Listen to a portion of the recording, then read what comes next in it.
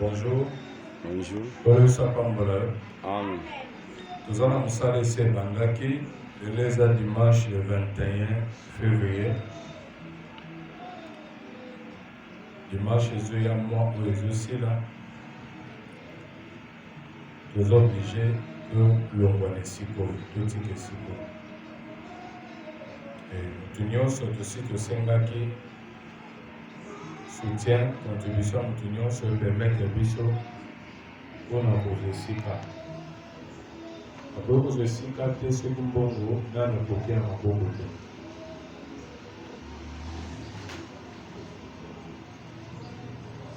Alors, Zamba ça que nous sommes capables de contribuer. Nous sommes capables de mettre quelque chose. Nous allons madame collègue. Alléluia. Amen. Nous allons bien sûr la destruction des systèmes de famille, la destruction liée au Colomanie, pour démolir, pour écraser, pour détruire, pour faire disparaître quelque chose qui existait. C'est-à-dire, après que ton mandat pour mon étage, il faut qu'on détruire. Et dans la destruction, il faut pour faire disparaître notre étage ouana par là de pour détruire en haut. Amen. Et maintenant, nous avons la destruction des systèmes de famille. Je veux dire que la famille est dans mon kili, ils ont un système en haut. Ils sont tous dans mon côté. Donc, il faut que nous écoutons. Et pas pour qu'il y ait Jacob là-bas. Système mon point ça qui kuna. Rachel a su libana. Mais l'homme mon point ils sont bima oya et bakité. Ils ont ya compliqué vinaye. On a pour le baquet. Les capos kobala ni bosso ya yate. C'est-à-dire, ils ont programme mon établi, ils ont le lundi à Kotambo, le lundi à marche, mon co, ils ont que Moutunion soit obligé à Yebanako pour adhérer, Moutunion soit obligé à Yebanako se soumettre. C'est-à-dire, on peut échapper à tous anan. Il suffit au Bima, la famille Wana, vous avez beaucoup de système dans le monde pour s'imposer. Amen. Amen. Et Rachel a eu un problème en mariage, a péché Léa à cause du système de mon pays bâtiment que les a coutumes ici côté que les gars parlent de bosso yaya. Peut-être que ma campagne salama est pas Rachel et vous avez vu tout ma makila na bino. Que ceux qui va te colo va bongier na nous débat casser la boko bongate. On a dit ils ont makambo salema batu ba décider ki balbaki non soki to tiki ke bana mikie bazoya balekaka ba mikolo na valeur bakozanga mikolo moyen mikolo ba décider na mboka eza te. Alors to éviter et mobeko moko ekochama bakotisi satana na kati esali ke e condamner tout le monde et motu nyonso azobima na tribu oyo na famille oyo azoya kokuta système moko oyo eza s'imposer likolo ya motu nyonso involontairement. Olinga te, vous êtes contraint, vous êtes obligé, vous êtes condamné. Ya kolanda singo oyo batie ligne oyo batie katikati na bato nyonso. Nde makambo tozolakisa po motu nyonso se révolter aloba ke Nzambe asala bato nyonso bazala ndenge moko te. Nzamba lobaki te biso nyonso tokozala ndenge moko. Non. Nzamba ayaki na famille ya Jacob, bana babotami 12 bana mibali. Mais Nzamba azotalisa et pas Joseph. Ye azozala différent na ba misusu. Et ndenge Nzambe asali makambo ezalaka bongo. biso nyonso tokoki kozala baberger te, biso nyonso bakoki kolipa te te, biso nyonso tokoki kozala badokter te, biso nyonso tokoki kozala basoda te. Mais ozokuta bato baza koya kose retrouve ke bato nyonso baza bamalheureux, bato nyonso baza na ndenge moko à cause ya baloi, à cause ya baprincipe moko etiama oyo moto aza koignore ayebi te, mais oyo ezoconditionne vie ya motu nyonso oyo azobimela na kati ya famille, ke motu nyonso abimeli na famille awa na tribu oyo aza oblige atambola na nzela oyo. Nde biso bakretien toboyi bakoki kozala makambo baerreur esalema ekoza basystème ebiso ekoimpose biso te condition po totikala lokola bato nyonso. C'est pour cela enseignement ezoya po moto aprendre conscience et atelema combattre. Délivrance eyaka na moment moto atelemi abunda, soki moto atelemi abunda te nzambe pa kosala te. Et arriva que Israël aza na combat na basyrien, Goliath atelema pendant 40 jours 40 nuits, azotelema azoganga azoloba azodefie Israël ke soki bozala moto ya makasi bobimisa ye tobunda. Entre biso mibale moto ya koganye c'est que boganye baninga wana bazala baumbu na bino. Pendant 40 jours Bible ezoloba moto abima te po abundisa Goliath. Et na moment wana nzambe alongwaki nzambe te, nzambe azalaki toujours nzambe na likolo, mpe nzambe azalaki nzambe na bango, bango mpe balongwaki bana nzambe te ndenge yo mpo ozali. Mais néanmoins il a fallu quelqu'un oyo akokaki koya atelemi alobi non, netia mpo toza nango ezalaka ke soki bazobundisa bino mpe fo bobunda mpo nzambe akota. E nzambe intervenir na moment nini? Nzambe aye kointervenir na moment David atelemi abunda, azwi mpe likofi abeta, azwi mpe libanga bamba, ntango abambi nde nzambe akoti na kati ya libanga wana mpo adétruire Goliath. C'est-à-dire soki bato bakotelema te, bato bakozwa conscience te ke batelema bakombate bakunda na vie na bango, eza na eloko kechange te. Et c'est ça Dieu. C'est pour cela moni tolobaki ke baprogramme na biso mosusu ya basamedi ezala baprogramme oyo tozoya mpona koprie koluka délivrance, ke nzambe mpe asala nini abundela biso avisite biso na moment biso tobandi koluka eloko wana mpa nzambe, nde moment nzambe aopesa biso awa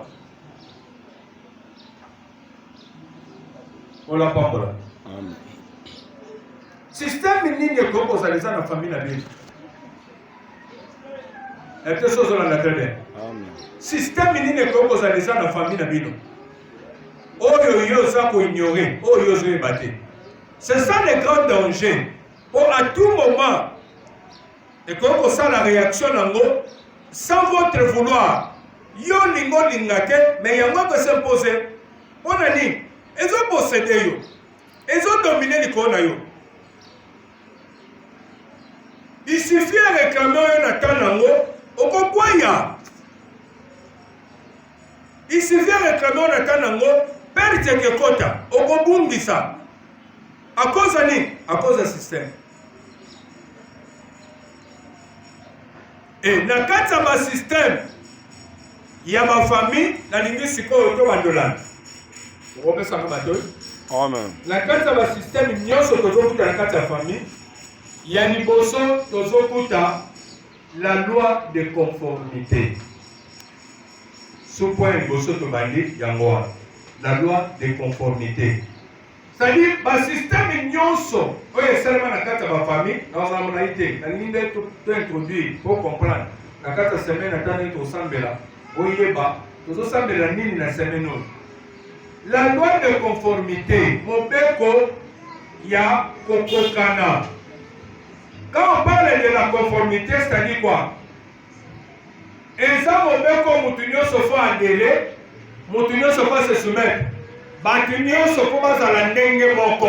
Ya te so ozolanda très bien. Amen. Ndenge ezaleli ndenge bato nyonso po bazala.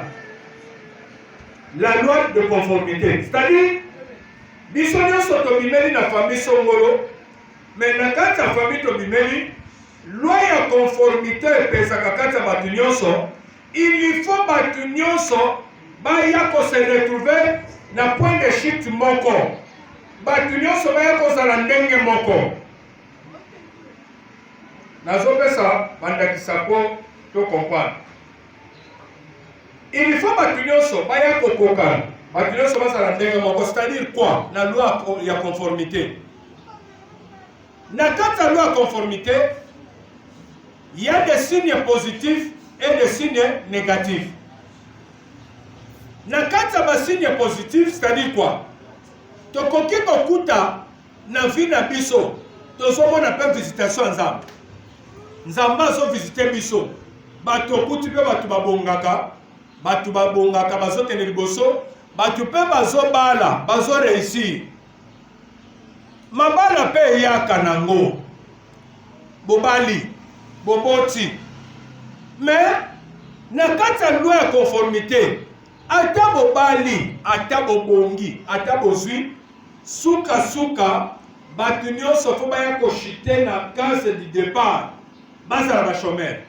Bato nyonso fo baya koshite na case du départ, bazala bato baokufela bana. Bato nyonso fo baya koshite na case du départ, il faut bazala toujours ba célibataire, ba divorcer. C'est-à-dire ati obalaki, il faut divorcer. Et ba loi de conformité misusu, bato mususu bakoki kozala que oui, akoko fanda na libala, mais libala akofanda ngo après ma divorce. Ce qu'a divorcé une fois ou deux fois, nda akoko yoko za libala fanda. La petite chose on a très bien. Amen. La petite chose on a très bien. Amen. C'est-à-dire sokuta akoko bala. Libala ezanango, comme Zamba visiter, il faut bala. Mais la loi de conformité que nous avons, ils ont pesé, babalaka, mais ma divorce. Alléluia. Amen. Ba signe positif, ezomonana, mais ba signe négatif bezosani, ezomona. C'est-à-dire Nzamba koko ya zo visiter ngai. Asali na ngai ngolu pe omoni na kompe mwana Nzamba, musali na Nzamba. Mais tant que loi ne sont pesé likolo na biso na famille, na chrétien moté, na zone mo d'adversité, tôt ou tard, et que ya kozwanga, et que rattraper ngai. Tango na manière expliquer bino na ba système de famille ozokuta bato mususu babimi na ba système o baza ba esclave.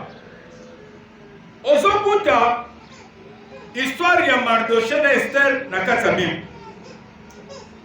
Roi Cyrus bayoko boya Vati, tango baboyi reine Vati esali que roi fa bala mwasi mususu. Et na kati ya sélection balobi bato nyonso bazalaki na kati ya mboka Babiloni na moma wana esengeli baso bana basi ya kitoko baya kosala nini, baselektionne bango bapase na basoin epuis bakutana na roi kopona oyo aosepela na ye. Mais na kati ya sélection wana Mardoché aye kosala ke abande kobongola ndeko na ye Esther alobi yo mpe kende kota na kati ya sélection. Mais loko motuya kolinga te bayeba oza nani. Soki bayebi koza moyuda toza awa na kati ya mboko comme ba esclave. Na peso na très bien. Amen. Lokola toza na mboko comme ba esclave, soki bayebi koza esclave, moyen bazwa yo na kati na sélection eza te. Moyen participer na kati ya sélection eza te. Pourquoi? Bon ba esclave bakoko participer na makambo ya bango ya mboka wana te. Esclave barenyaka te, esclave badominaka te. Oh, yo soko comme reine, il faut régner, il faut dominer, likolo bato. Oh, caché yo sa nango esclave, et koko salema te. Mardoché abisi bomba identité na yo. Mais quoi ka bomba ki identité? Bakende liboso ti bayo kobala la reine Esther. Mais liboso loi na bango ya esclave. Condamnation nango oye esengeli baboma ba esclave nyonso eyaki korattrape Esther même na kati ya ndako ya libala. Et Esther bakomaki oblige na ba Mardoché va se défendre contre loi oyo ezopesa likolo na bango. C'est-à-dire loi ezolobaka baesclave nyonso fo bakufa, loi ezolobaka bakoki kobimisa motu te, loi ezolobaka bango bakongaka te badominaka te. Il a fallu bango sikoyo bacombattre bitumba oyo ekesalaka, badeside autrement likolo ya vi na bango. Po loi asilisa azoloba nga nakoki kolongola mobeko etiami te, mais bino moko il faut que vote loi mosusu likolo ya loi oyo. Soki loi oyo ezoboma, bino bokende se défendre de telle manière que loi oyo baboma bino te, mais bino se défendre par rapport à loi oyo, bino mpe boboma bango mpo bino bozala sauve. C'est-à-dire quoi? Soki loi eye ezoloba te bato babonga te, système ya famille ezaki bato badivorsa, système ezaki bato bakoki kofanda na mbongo te, ata bosi bokomaka kaka maboko pamba lobi. C'est-à-dire okokweya kaka mbongo kesilo toujours, bokoki kozala bozalaki na vie ya bien lobi bosokoma bato pamba. Lokola mobeko ezopesa likolo ya bato nyonso eza loi ya conformité, toma tokita bino nyonso fo boshite na eloko moko bozala bato pamba. Soki mutu aprendre conscience ta koyeba ke signe oyo négatif oyo ata tobali ata mibali baye eza visitation nzambe, mibali bayaka, mais suka il faut totikala kaka bato pamba mobali wana fa te. Mais signe négatif oyo namoni yango ezopesa likolo ya bato nyonso, eloko oyo fo na combattre yango. Alléluia, Amen. Jean chapitre 11. Là, le professeur un verset, on se comprend. Jean chapitre 11, verset 43-44. Ayant dit cela, il écria d'une voix forte, Lazare sort. Les morts sortis, les pieds et les mains liés de bandes et le visage enveloppé d'un linge. Jésus leur dit, déliez-les et laissez-les aller. Ayant dit cela, il criait d'une voix forte, Lazare sort. Bible lobi tango kola gangi. Pona Lazare, bima kuna yakao. Lazare bimina kunda aye akomi na présence à Kolo. C'est-à-dire ensuite visitation ensemble, c'est un signe positif pour la ye. Ndenge yo posa na église, oui, c'est un signe positif. Que Nzambe pas visiter l'église et na kata ba signe positif. Okoki kokuta exception ou soit différence yaka na vie ya bato na visitation Nzambe azocha na kata bomo ya bato. Bato baposedaka mingi, batikalaka mingi na eloko oyo eza condamné te. Epeso olanda très bien. Amen. Okoki kokuta bato bazobota, mais ozokuta vie ya pasi nde ekanga bango na loi ya conformité. Nazolinga tosala la part des choses. Na kati ya basystème de famille nalobaki très bien, bato nyonso baza na baproblème ndenge moko te, mpe basystème eza ndenge moko te. Et ce que vous devez comprendre, c'est qu'il y a un signe positif et négatif de la famille de Bisso Yango. Que tu as visité, je ne sais pas facilement.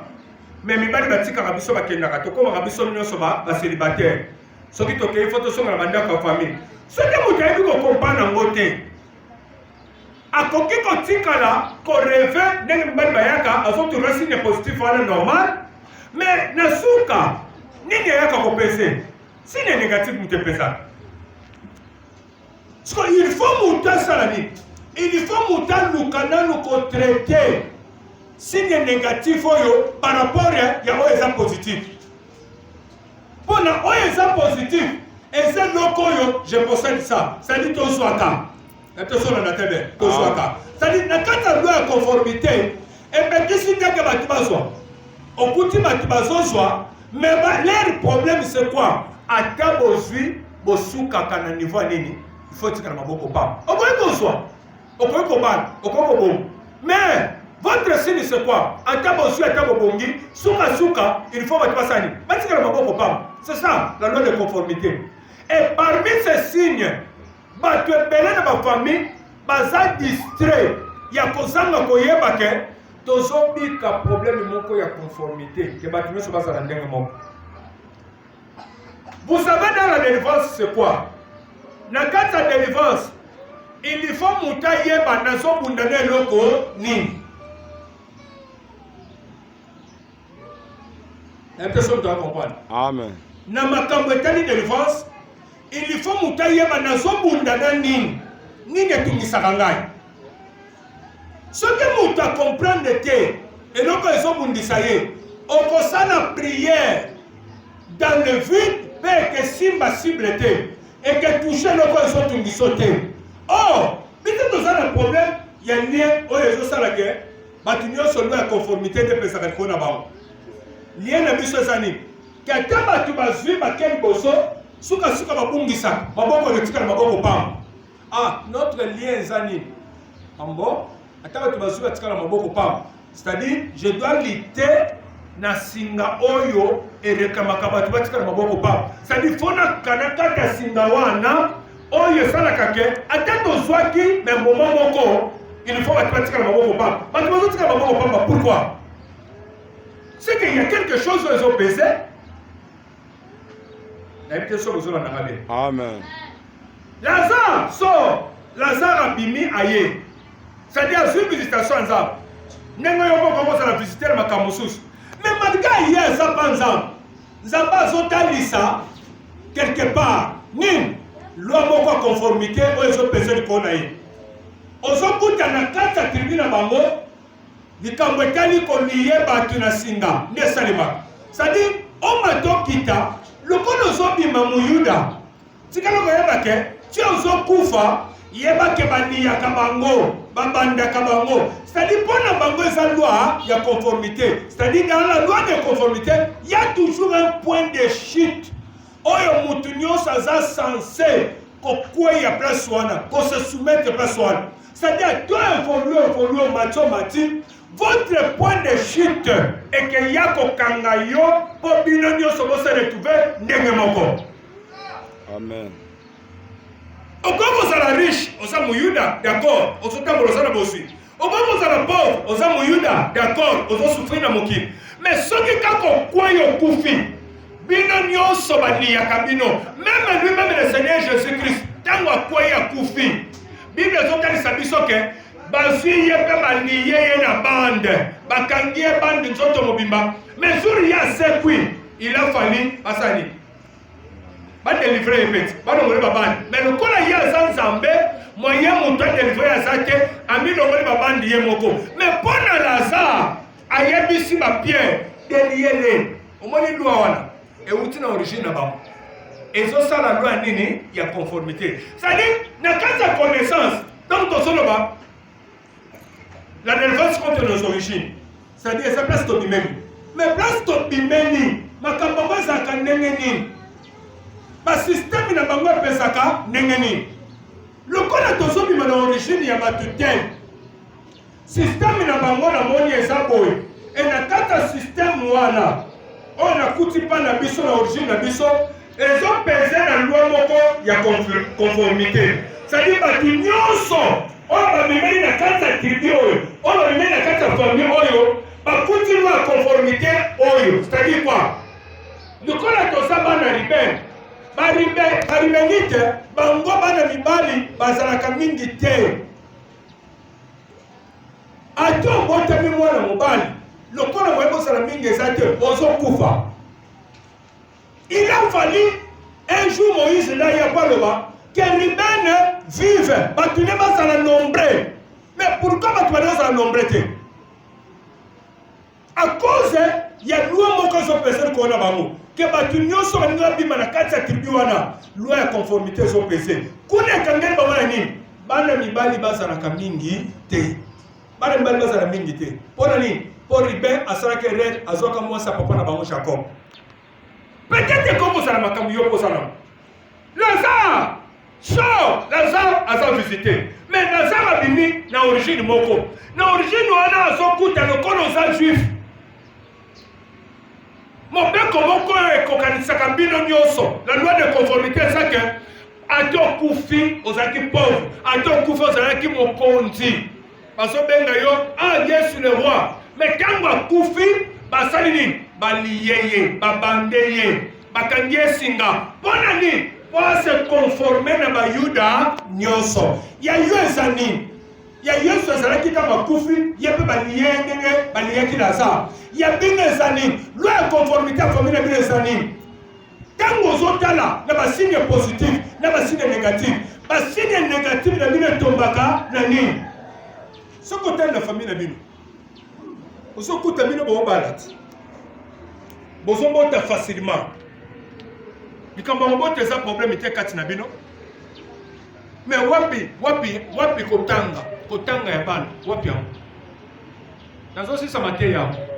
Kotanga ya bana, wapi yango? Nayebi te soki ozolanda nga très bien. Amen. Bato bazonga commerce, bato bazozwa bambongo, me bakendaka nango wana. Baeforo nyonso kozala ozosala, mozokuta bino nyonso ka ndenge moko. Bato bazwa misala normal te. Bato bazalaka bakopera, bazobetaka bakopo, me mosala boye eza te. Nayebi te soki ozolanda nga très bien. Baloi ya conformité. Peut-être oza wana situation ozokuta lelo na ndako no ndongo ozomene vi soki otali yango epa papa na bino makambo esalama te, epa mama na bino makambo esalama te. Vi ya pasi oyo na famille obimeli bato nyonso bazala na pasi eza doa na bino ya conformité te. Maintenant enseignement ezo ya mpona nini? Bible ezonga batindelaki bango liloba lobesaki nini? Ekangolaki bango.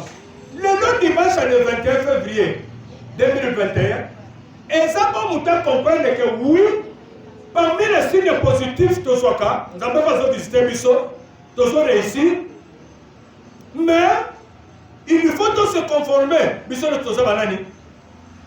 Bata passe. Il y a que ça, on a très bien. Souka, faut se retrouver, faut faire la cabane. Papa na Bisso a tout fait qui, bana, baya na Bisso avant na bota. Ngape na boti. Na kufeli mwana moko, mwana mibale, après le reste tikali na bandi ko simba. Mais ça doit y conformité. Batunyo so foba sala ndenge moko. Siko mutu asala o célibataire na balite. Akoro ba mebino bana ba kufa ndeni. Mais c'est là petangu yo ba lobota, bana bosani ba kufa. Mususa ko kufa na ke mwana bota mi penza, pe mwana bandokola. Musuba ko kufa na alongo zemia 3 mois 4 mois longwe. Akufa ka kuferde. Musuba mwana aobota mamorne akuverita akuverite sadi na sens nyonso ko sala kaka be maniwa mais suka loi conformité sani e kokisami beaucoup feli nde biloko wana biso to boyi. Amen. Tozoba na semaine la prière biso nyonso tozala ndenge moko. Pourquoi? Est-ce que biso nyonso tobengani po tozala ba berger? Nsamba zali na posa ke na ba Joseph bango nyonso baboko na ka bampate Joseph balobaki fazala mokonzi yo pe babengi ozala mutu mususu nga pe mutu mususu biso nyonso tokozala ndenge moko te. Okozala boti 4 enfants 10 enfants mais bano nyonso bakozala ndenge moko te. C'est pour cela faut tobunda soki eza na eloko moko alingi edimine bato nyonso mpo bazala ndenge moko. Biso nyonso tozala ndenge moko, tozalaka na pasi. Soki biso nyonso tozala na pasi tokipa yango te, totraite yango te, nani akosunga bato? Soki Joseph il a fallu bafina ye atikala ndenge moko na bandeko na ye, c'est-à-dire moyen gerbe de fleur na ye ebimisa motu te ndenge bandeko na balingaki balobi o yo ningo domine mpona biso balingi bafina ye balobi keloko wana ekokisama te. Soki Joseph bareisisaka ke ekokisami te, o Joseph nde moto atiamaki na vi pasani asunga bango bazwa kimia pa Joseph famille oyo balinga basuka wana nepeso bozomona danger. Amen. Na tuni famille balinga basuka wana po Joseph moto azwi na papa na bango, Joseph moto azwi abokoli meme ye, Joseph moto azwi na papa na bango abokoli ye. Sikoyo tolingaki tosuka wapi biso bandeko ya Joseph po tozwi kimia à partir ya Joseph? C'est pour dire quoi? Soki famille réussissaka ya koétouffer Joseph, c'est que famille nyonso balingaki baréussir te banga basoloko moko te. Même papa oyo alingaki akufa kimokolo ya malheureux ki aréussir te. mais lokola loi ya conformité elandaka bato nyonso. Mais Joseph Nzambe atiaki ke ye va dominer akonza abunda bitumba esalaki ase différencier na famille nde bitumba semaine oyo. Loi ya conformité ya famille edomine yo te, edomine yo te. Ki okoki kosimba mbongo tikali lobi mutu pamba eza makambo fo toboya telema likolo tosala priere. Ozobelela nguya Nzambe ce matin, Nzambe asopa nguya na likolo na yo, Nzambe arevêtir yo na nguya na yo. Osala musala moko asemelo ekesana ke peso victoire. Mungu na dominer likolo na yo te. Loi moko te ya famille, loi ya conformité ya famille edominer likolo na yo te. Kebe fo nyonso ozosala lobi fo okende kotombe na point de chute ya bato badivorcaka. Non, ozobelela puissance ya Nzambe etondisama likolo na yo. Tosambeli kati na kombo na Yesu Kristo.